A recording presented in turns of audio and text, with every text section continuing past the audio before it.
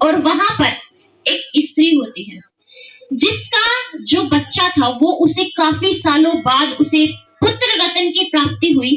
काफी सालों बाद उसके घर एक बच्चा पैदा हुआ।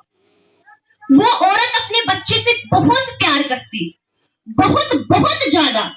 पुत्र मोह में बिल्कुल अंधी थी वह इतना प्यार करती कि उसका बच्चा अगर खेलने भी जाए ना तो वो सोचती थी कब लौट कर मेरा बेटा आएगा मेरे पास और आकर मुझे कहेगा माँ माँ माँ। तो ऐसा ही होता है, वो छोटा सा बच्चा बाहर खेलने के लिए चला जाता है और खेलते खेलते ही अचानक उसको सांप डस लेता है। और जैसे ही उस स्त्री को पता चलता है कि उसके बेटे को सांप ने डस लिया, वह दौड़ी दौड़ी अपने पुत्र के पास जाती है, उसको उठाती है और देखती है कि ये तो कुछ बोल ही नहीं रहा, ये तो सुध बुध खो गई है, इसकी तो पूरे शरीर में जहर फैल गया है। लोग उसको समझाते हैं कि तेरा बेटा तो मर गया, लेकिन वह स्त्री इस बात पर विश्वास ही नहीं करती कि उसका बेटा मर गया। वो कहती है नहीं, मेरा बेटा मर नहीं सकता, मेरा बेटा मर नहीं सकता, तुम सब झूठ कहते हो कि मेरा बेटा मर गया। वो उस बेटे को लेकर सबके पास जाए, जो भी उसको दिखे, उसकी कोई भी सहेली उसको दिखे, उसके पास जाकर कहे कि हे मेरी बहना, मेरे बेटे को ठीक कर दो, पता नहीं इसको क्या हो गया, ये बोल ही नहीं रहा, ये मुझे माँ माँ कहकर पुकार ही नहीं रहा, इसको ठीक कर दो। ऐसे ही जो पास में वैद्य थे, वैद्यों के पास जाए और कहे मेरे बेटे को ठीक करो। वैद्य भी उसको समझाए कि इसके पूरे शरीर में जहर फैल चुका है और अब इसका इलाज भी नहीं हो सकता, इसकी तो सांसें बंद हो गई है। लेकिन वो समझने को तैयार ना हुए। लोग उसको पागल पागल कहकर बुलाने लगे कि ये तो पुत्र मोह में पागल हो गई, इसका अब कुछ नहीं हो सकता। वहीं पर किसी को पता चलता है कि उसी नगरी में तथागत गौतम बुद्ध जी आए हुए हैं, जिनका चित्र यहाँ पर विराजमान है। बुद्ध आए हुए हैं। एक सज्जन आदमी उससे कहता है कि हे मेरी बहना, इस नगरी में तथागत गौतम बुद्ध आए हुए हैं, तुम अपने बेटे को उसके पास ले जाओ। तुम अपने बेटे को वहां पर लेके जाओगी तो बुद्ध ऐसे व्यक्ति हैं जो सबका इलाज करते हैं, जो सबके दुखों को दूर कर देते हैं, और तुम अगर अपने बेटे को उसके पास लेकर जाओगी तो हो सकता है वो तुम्हारे बेटे को ठीक कर दे। तो वो स्त्री सोचती है ठीक है, मैं अपने बेटे को वहीं पर लेके जाती हूँ। वो अपने बेटे को उठाती है गोद में, और जहां पर बुद्ध देशना दे रहे होते हैं, लोगों को समझा रहे होते हैं, वहीं पर दौड़ी दौड़ी भागी भागी रोती हुई जाती है और दूर से ही बुद्ध को देखते कहती है बुद्ध मेरे बेटे को ठीक कर दो। बुद्ध के पास आती है और अपने बेटे को जहां पर बुद्ध बैठे होते हैं उनके चरणों में लिटा देती है और कहती है बुद्ध मेरे बेटे को ठीक कर दो, पता नहीं कई दिन हो गए इसको क्या हो गया है, ये मुझे माँ माँ कहकर नहीं बुला रहा, तुम इसको ठीक कर दो और मुझे सुनना है इसके मुंह से माँ। बुद्ध भी देखते हैं, उस बच्चे को देखते हैं जो कि कई दिनों से मर ही चुका है, जिसके तो प्राण ही जा चुके हैं। बुद्ध सोचते हैं कि अब ऐसे में इसको क्या समझाया जाए। बुद्ध देखते हैं कि इसको बात सिर्फ प्रवचनों के माध्यम से तो समझ नहीं आएगी, तो बुद्ध ऐसे व्यक्ति थे जो हर एक की मनोदशा को समझते हुए, उनकी दशा को समझते हुए उसका इलाज करते थे। ऐसे ही बुद्ध उससे कहते हैं कि मैं तुम्हारे बेटे को ठीक कर दूंगा, लेकिन जैसा मैं कहता हूं तुम्हें वैसा करना होगा।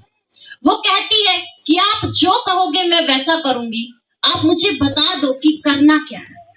तो बुद्ध उससे कहते हैं कि बहना तुम ऐसा करो, तुम एक ऐसे घर में जाओ जहां पर कभी भी किसी की मौत ना हुई हो। ऐसे घर में जाओ और वहां से सरसों के मुट्ठी भर दाने ले आओ। अब बुद्ध ने उसको दो बातें कही। पहली बात तो ये कही कि एक ऐसे घर में जाओ जहां से तुम सरसों के दाने, मुट्ठी भर दाने ले आओ। ये बात सुनते तो वो खुश हुई कि मुझे सरसों के मुट्ठी भर दाने ही तो लाने हैं, मेरा बेटा ठीक हो जाएगा। लेकिन बुद्ध जब दूसरी बात ये भी कह देते हैं कि ऐसे घर से दाने लाने हैं जहां पर किसी की मौत ही ना हुई हो, अब वो इन बातों को समझ नहीं पाती, क्योंकि वो पुत्र मोह में थी। वो दौड़ी दौड़ी जाती है, जो पास का घर था उस घर में जाती है और कहती है कि मेरा बेटा बोल नहीं रहा है और बुद्ध ने कहा है कि सरसों के दाने ले आओ, आप मुझे सरसों के दाने दे दो।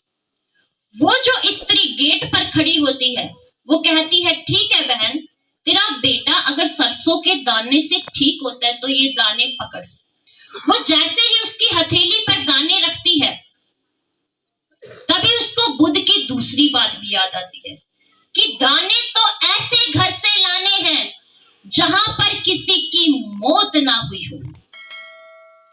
तो ये बात वो स्त्री उस दूसरी स्त्री से कहती है कि बहना ये बताओ, तुम्हारे घर पर किसी की मृत्यु तो नहीं हुई?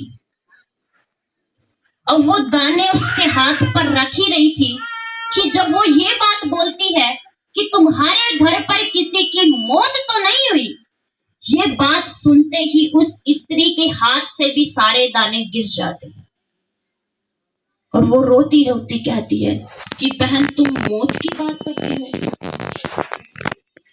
अभी 6 महीने पहले ही मेरे तो पति चल बसे और उससे पहले मेरी छोटी बेटी चल बसी, तुम मौत की कहती हो। तो वो भी सुनकर बड़ी निराश होती है। वो दूसरे घर में जाती है, दूसरे घर का दरवाजा खटखटाती है। वहां से एक भाई निकल कर आते हैं और वो उससे भी यही कहती है कि मुझे मुट्ठी भर सरसों के दाने दे दो। और वो जैसे वो भी सरसों के दाने देता है तो वो उससे भी पूछती है कि क्या आपके घर पर कोई मौत तो नहीं हुई? तो वो भाई भी बताता है कि मेरी तो पिछले महीने ही मां गुजर गई। वो वहां पर भी रोती है। तीसरे घर में जाए, चौथे घर में जाए, जहां भी जाए, जिससे भी सरसों के दाने मांगे और जिससे भी ये प्रश्न करे कि क्या कोई मौत तो नहीं हुई, वहां पर उसको एक ही जवाब मिले कि पिछले साल ये हो गया, अभी ये हो गया, उससे पहले इसकी मृत्यु हो गई। ये सुनते सुनते ही उसके कान की मौत सत्य है। उसकी बुद्धि को समझ में आने लगती है ये बात कि इस दुनिया में जो आया है वो तो एक दिन जाएगा। अब जब उसको सत्य का ज्ञान होता है वो जमीन पर गिरती है और जोर जोर से चिल्ला चिल्ला कर रोती है। उसको समझ में आ जाता है कि मेरा बेटा भी इस दुनिया से जा चुका है। उसको ये समझ में आ जाता है। खूब जोरों से रोती है और रोते रोते बुद्ध के पास पहुंचती है और कहती है कि बुद्ध, तुम जो मुझे समझाना चाहते थे वो मुझे समझ में आ गया कि इस दुनिया में जो आया है वो तो एक दिन जाएगा ही। और बुद्ध भी उससे कहते हैं कि मेरी बहन, मैं तुम्हें यही समझाना चाहता था कि इस प्रकृति का एक ही सबसे बड़ा सत्य है कि जिसने जन्म लिया है वह तो एक दिन इस संसार से अपनी यात्रा पूरी करके वो तो जाएगा ही। जिसने जन्म लिया है उसकी मृत्यु होना निश्चित है। ये इस दुनिया का सबसे बड़ा सत्य है और इस सत्य को अगर आप सभी भी समझ लेंगे तो जो दुख इतना भीतर हो रहा है वो इतना नहीं होगा, क्योंकि ये जीवन की सच्चाई है और सच्चाई से कभी कोई व्यक्ति भाग नहीं सकता। सच्चाई तो आप सभी को भी माननी ही पड़ेगी। बस जो यादें हैं हमारे बीच, जो हमारी माता जी ने हमें सिखाया है, जो अच्छी बातें हमें बताई है, उन बातों पर आप सभी चलें ये जो मेरी छोटी छोटी बहनें बैठी हुई हैं, जो भाई बैठे हुए हैं, मैं आप सभी से यही निवेदन करती हूँ कि भाई, जो माता ने आपको सिखाया, जो अच्छी बातें आपको बताई, वो अपने जीवन में आप धारण करो। रोने से कभी कुछ नहीं मिलेगा, रोने से ना माँ वापस आ सकती है। बस जो उन्होंने बताया है, जो ज्ञान का दीप आप में जलाया है, उस पर आप चलें, उनके सपनों को पूरा करें, अच्छाई का मार्ग आप देखें और अच्छे काम करें। और जो आज आप सभी भी आए हैं, आप सभी से भी निवेदन करती हूँ कि आप इस परिवार को रुलाने का कार्य न करें, कि रो रो कर इनके दुखों को बढ़ाने का कार्य न करें, इनका सहयोग करें, सहयोग करें आपस में, इनके सुख दुख में काम आए। तो इसी के साथ आप सभी का भी कल्याण हो, मंगल हो। सभी को सादर जय भीम, नमो बुद्धाय। भवतु सब मंगल, भवतु सब मंगल। सबका मंगल हो, सबका कल्याण हो।